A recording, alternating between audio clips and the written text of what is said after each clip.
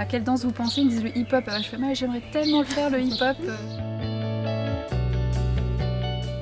Il y en a un où il y a 2 jumeaux. En fait, j'ai pas beaucoup de personnages dans mes livres.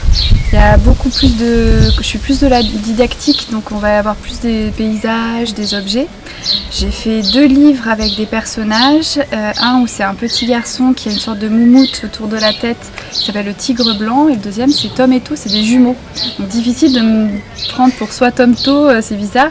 J'irai le tigre blanc, qui est un petit personnage. C'est un petit garçon, mais pareil, il a 6 ans. Alors...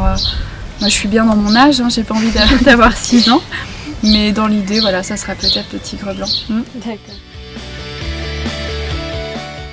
En fait, chaque livre a sa petite partie de challenge. Il y en a un qui était très long, j'ai dû illustrer sur plusieurs pages, donc ça a été un vrai travail sur la longueur.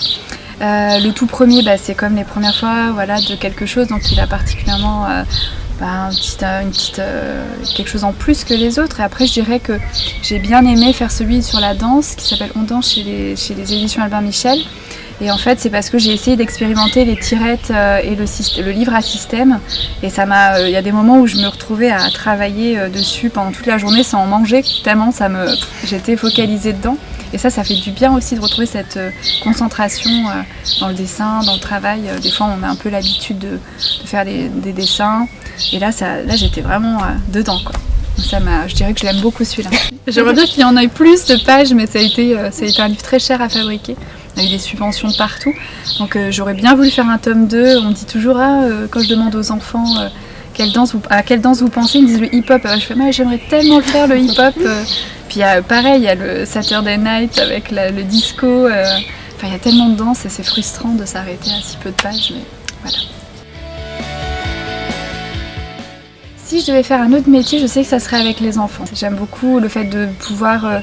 je trouve que ce côté où il y a une sorte d'émerveillement des choses, de curiosité aussi.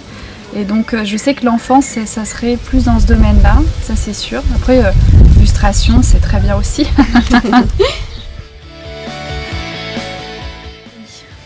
Alors il y a 2 albums, c'est Béatrice Appia, c'est un peu vieux, hein. Moi j'ai des références un peu vieillottes. Mais alors c'est les livres Père Castor et c'est Perlette, petite goutte d'eau, je crois, ou quelque chose comme ça. Et un autre c'est La Marguerite, la petite Marguerite, et je suis tombée en amour devant ces illustrations. J'ai tout de suite adhéré à son univers, un peu bizarre, avec des petits personnages, on dirait presque de la SF pour enfants, mais c'est très très joli, les couleurs. Donc je conseillerais ces deux albums qui sont pas tout jeunes, je dois l'avouer.